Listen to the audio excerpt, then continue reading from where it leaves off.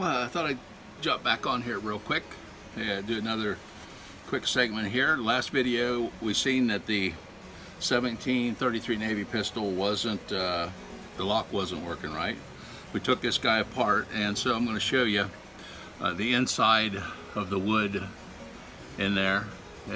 They kind of chop it up, but it's all, you can't really see it, so they don't worry about it, but it's definitely chiseled out by hand for the most part. If you look down in the bottom there, you'll see just a regular old screw stuck in there.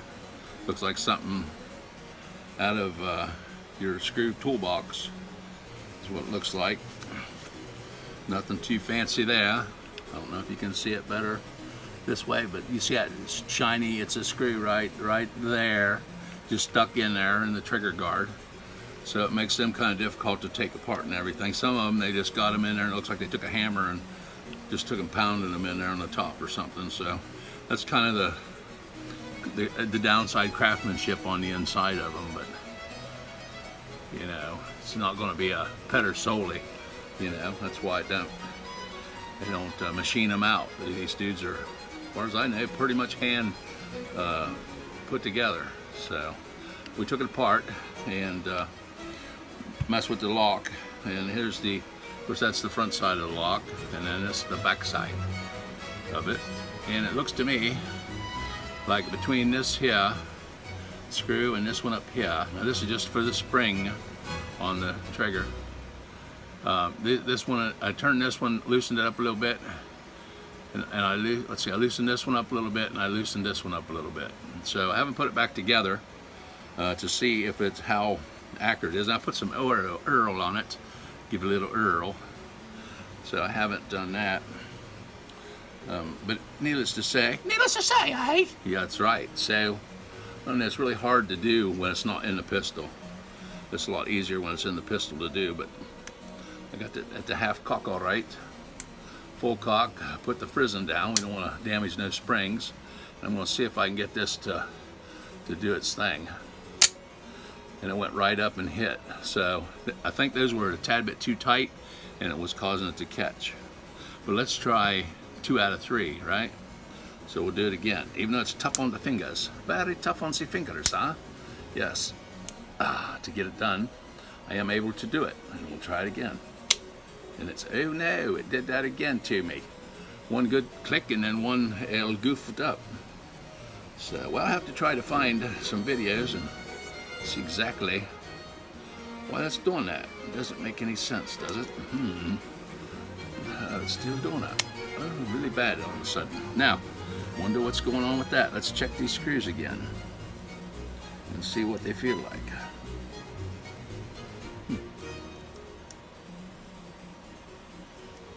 I'm thinking maybe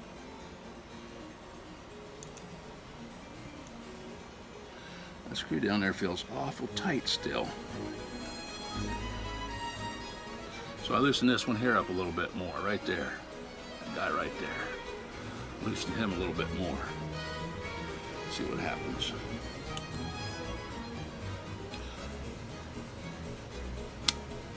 And I'm not sure that it even got worse than that. Yeah, definitely got an issue with that. Gonna have to figure out. I mean, it's really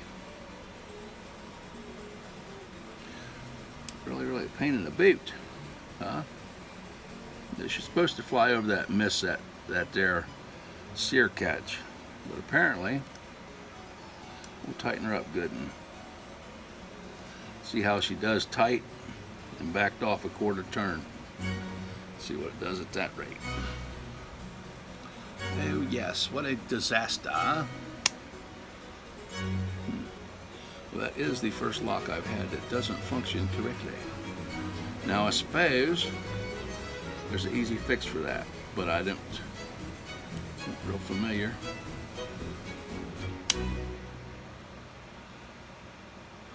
with what it's going to be, because I'm looking, and it certainly might have, maybe the groove's too deep and it needs the bit of the,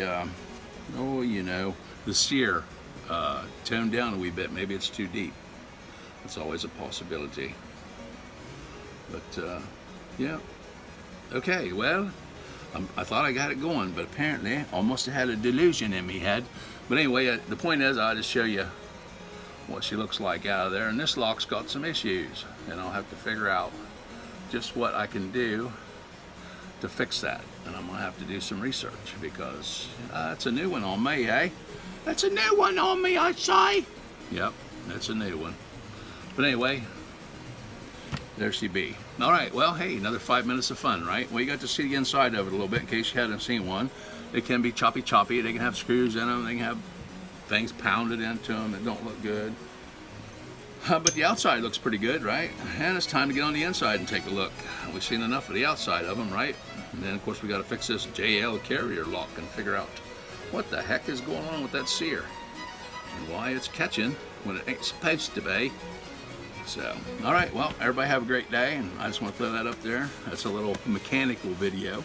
We get it figured out, we'll let you know and see what's going on there, because at this point, hey, it was working. I thought, okay, I'll just pop this on the video real quick, and then I got one out of it, and then all of a sudden, it's back to doing what it was. So, definitely got something going on there. Maybe it just needs you know, just a little teeny bit of something. We'll figure out what it is. Hopefully I don't have to do anything to it. It's just an adjustment that's needed. If not, maybe we'll have to take and file a little bit or something, you know, take a little bit off or something. Don't want to take too much, but might have to take a little off to get that fixed. I don't know. That's a question that we'll have to get somebody that knows what they're doing. So, and then once it gets going, hey, we should be in business, right? Alrighty. Hey, we'll talk at y'all later. Have a great day.